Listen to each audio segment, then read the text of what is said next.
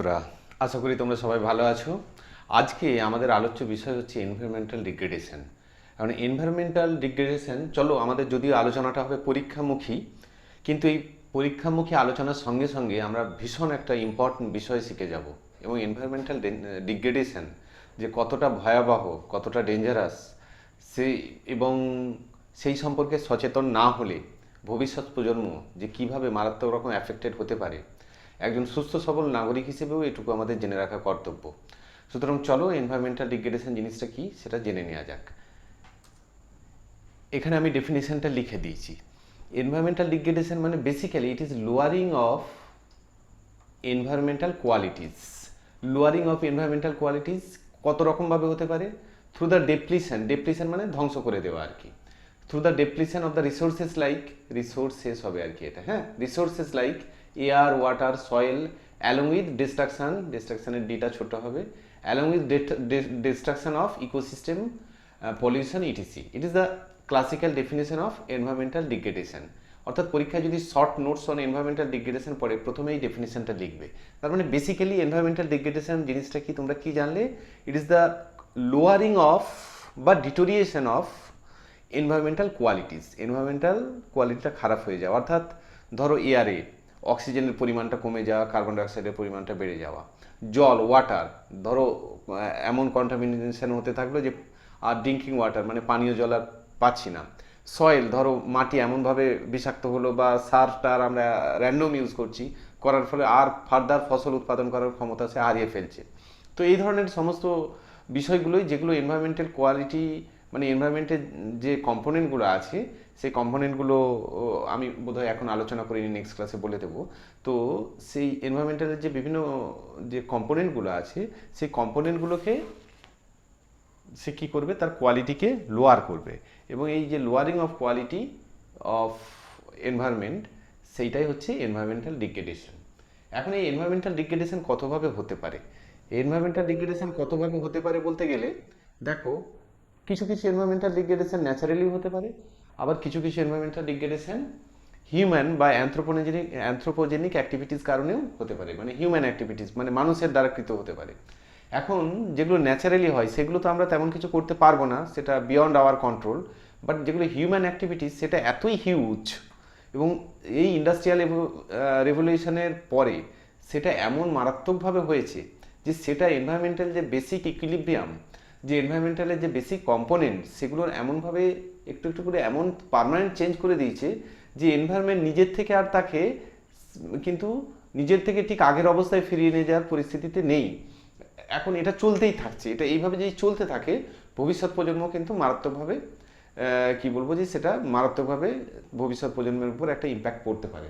এখন আর একটা জিনিস এই প্রসঙ্গে তোমাদের বলে দিই যে এনভায়রনমেন্ট নিজের থেকে যদি কোনো ডিগ্রেডেশন করায়, সেটা নিজেই সেটাকে মেকআপ করে নেওয়ার চেষ্টা করে, সেই ক্ষতিপূরণটা নিজেই করে নেওয়ার চেষ্টা করে, সেটাকে বলে হোমোস্ট্যাটিক মেকানিজম।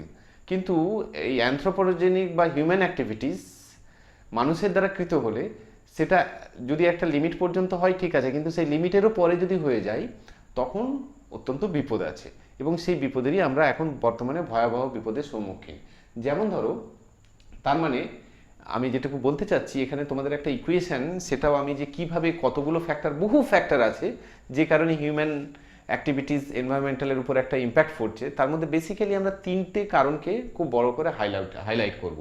এবং তার আগে আমি যে কথাগুলো বললাম, তোমরা রাইট শর্ট নোটস পরীক্ষায় যদি পড়ে, তোমরা শিখেও নিচ্ছ ইম্পর্টেন্ট একটা বিষয়, আর রাইট শর্ট নোটস যদি পরীক্ষায় পড়ে, তো ওই যে ডেফিনেশনটা বললে ওটা বলার পর এই কথাটা লিখে দেবে যে এনভায়রন মানে কি কি দিয়ে এনভায়রনমেন্ট, কি কি কারণে এনভায়রনমেন্টাল ডিগ্রেডেশন হয় আর কি। যে environment degradation degradation degradation may caused, কি কিভাবে হয় একটু আগেই বললাম, may caused by human activities human activities activities as well as through some as well as some by some natural phenomena বা natural occurrence. Natural occurrence. Okay, যেমন human activities দু একটা এক্সাম্পল আমি দেখছি। ধরো unplanned urbanisation, urbanisation. Unplanned urbanisation মানে কি, যে অপরিকল্পিত নগরায়ন। হ্যাঁ, আমাদের এখন গ্রাম থেকে অনেক শহর হচ্ছে, অনেক বাড়ি হচ্ছে, বিল্ডিং হচ্ছে, কিন্তু পুরো আনপ্ল্যান্ড। সেখানে কতটুকু অংশ বাড়ি ছেড়ে রাখতে হবে, গাছপালা লাগাতে হবে, কতটা অংশ রাস্তার জন্য ছাড়তে হবে, ড্রেনের জন্য যে কিভাবে জল যাবে, সে সমস্ত চিন্তাভাবনা আমরা না করেই বাড়িটাকে তুলে দিই। এইভাবেই বাড়ি, দোকান, ঘর ইত্যাদি এইরকম আনপ্ল্যান্ড আরবানাইজেশন যেভাবে খুশি গড়ে উঠছে, এর ফলে আমরা কিন্তু একটা বিপদের সম্মুখীন হই যখন খুব বড় হয়তো বন্যা হচ্ছে বা অন্য কিছু ন্যাচারাল ফেনোমেনা ঘটছে, তখন এমনিতেই তোমরা দেখবে যে কত রকম বিপদের সম্মুখীন হয়।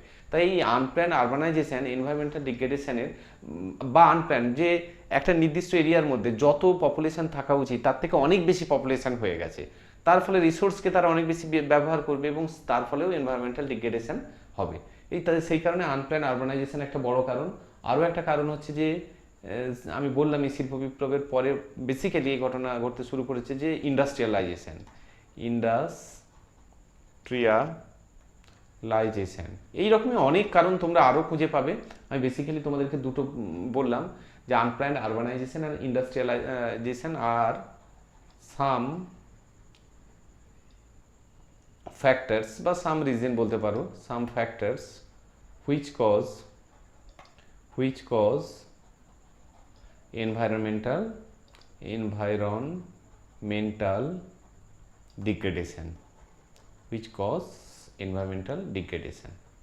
ঠিক আছে, পরীক্ষায় শর্ট নোটস লিখছো আর তোমরা কিন্তু শিখছো কিছু। এবার এই এনভায়রনমেন্টাল ডিগ্রেডেশনটা, ইম্প্যাক্টটা একটা ম্যাথামেটিক্যাল ইকুয়েশন দিয়ে অনেকে প্রকাশ করে। সেটা হচ্ছে এইরকম, সেটা ইম্পর্টেন্ট, সেটাও পরীক্ষায় তোমরা লিখবে। সেটাকে বলে প্যাট ইকুয়েশন, প্যাট, যেখানে I is equal to impact on environment, অবশ্যই impact by human activities, অবশ্যই। তাহলে I is equal to PAT, where I is equal to impact on environment,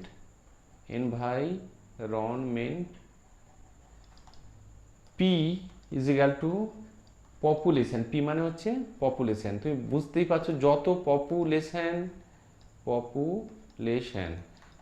population বাড়বে সেখানে তত এনভায়রনমেন্টাল ডিগ্রেডেশন হবে। এবং এটা বেসিক্যালি ভ্যালিড ফর, খুব বেশি করে আর কি প্রাসঙ্গিক ফর ডেভেলপিং কান্ট্রিজগুলোর জন্য, যে যেখানে পপুলেশন গ্রোথ রেট অনেক হাই, তার মানে পার এরিয়া পপুলেশন ডেন্সিটি অনেক বেশি, তার ফলে এনভায়রনমেন্টাল ডিগ্রেডেশন বা এনভায়রনমেন্টালের উপর, এনভায়রনমেন্ট বা পরিবেশের উপর প্রচণ্ড রকম অ্যাডভার্স ইম্প্যাক্ট পড়ে। পরিবেশের উপর প্রচণ্ড এমনভাবে তারা রিসোর্সকে ব্যবহার করতে থাকে যে প্রকৃতি তাকে কিন্তু, বা পরিবেশ তাকে কিন্তু খুব অ্যাডভার্সলি প্রতিশোধ নেয়। এই হচ্ছে ব্যাপার। তাহলে এনভায়রনমেন্টাল ইম্প্যাক্টের একটা বড় রিজন হচ্ছে পপুলেশন। দুই হচ্ছে ঠিক এর উল্টোটা, এটাকে বলে অ্যাফ্লুয়েন্স। এ মানে হচ্ছে অ্যাফ্লুয়েন্স কথাটার মানে হচ্ছে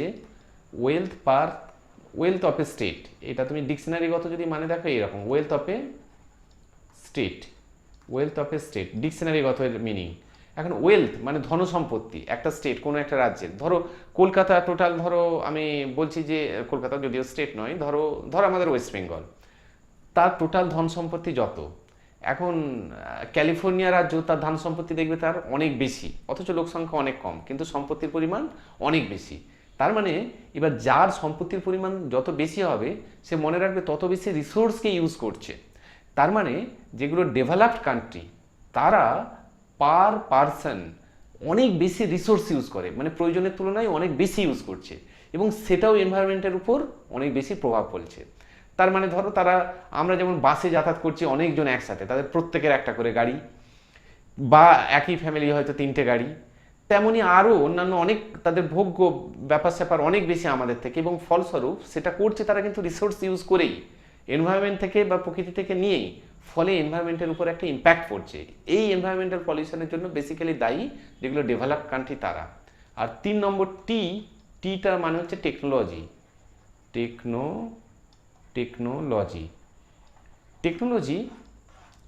টেকনোলজি বা সায়েন্সে যত ডেভেলপড হয়েছে, এনভায়রনমেন্ট সেদিন থেকে কিন্তু পলিউশন হতে বেশি করে শুরু করেছে। তার কারণ তুমি দেখো, টেকনোলজি ইউজ করা মানে ধরো আমরা ইলেকট্রিসিটি ইউজ করছি, ইলেকট্রিসিটি মানে সেটা ধরো থার্মাল পাওয়ার বা কোথাও থেকে তৈরি হচ্ছে, সেখান থেকে পলিউশন।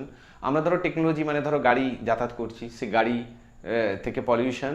এইরকম অসংখ্য জিনিস তুমি দেখবে যেগুলো টেকনোলজি বেসড, সেই আরও অন্যান্য আমরা কেমিক্যালস ইউজ করছি, কত রকম কি প্রসাধনী ইউজ করছি, প্রত্যেকটা কিভাবে তৈরি হচ্ছে এবং তারপর কিভাবে ডিসপোজ করছি, এই যত টেকনোলজি ডেভেলপ করেছে সেই কারণে কিন্তু এনভায়রনমেন্টাল পলিউশন তত বেড়ে গেছে।